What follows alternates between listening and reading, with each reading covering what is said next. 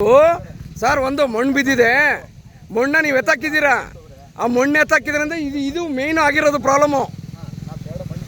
ಹೌದು.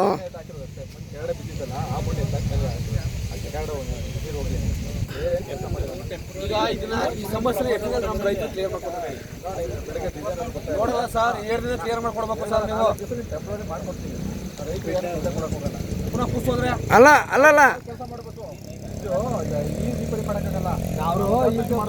ಪೈಪ್ ಹಾಕ್ತಾರೆ ರೈತರಿಗೆ ಒಂದು ಸಿಗಾದಂಗೆ ಮಾಡ್ಕೊಡಿ ಸರಿನಾ. ಒಂದು ವಾರದಿಂದ ಕೆಲಸ ಮಾಡ್ತಾರ, ಮಣ್ಣು ತೆಗೆದು ಟೆಂಪ್ರವರಿಗೆ ಮಣ್ಣು ಎತ್ತಾಕಿದ್ದಕ್ಕೆ ಇದು ಪ್ರಾಬ್ಲಮ್ ಆಗಿರೋದು. ಬಿಡ್ಜು ಇದು ಹಳೆ ಬಿಡ್ಜು, 8 ತಿಂಗಳಿಂದ ಕೆಲಸ ಮಾಡ್ತಿದ್ರು ನೀರಾವರಿ ಇಲಾಖೆಯವರು. ನಿಮಗೆ ಗಮನ ಹರಿಸಲ್ವಾ ಇಂಜಿನಿಯರ್ಗಳಿಗೆ?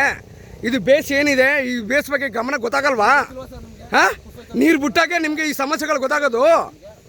ನೀರು ಬಿಟ್ಟಾಗೇನೆ ನಿಮಗೆ ಸಮಸ್ಯೆಗಳು ಗೊತ್ತಾಗೋದು.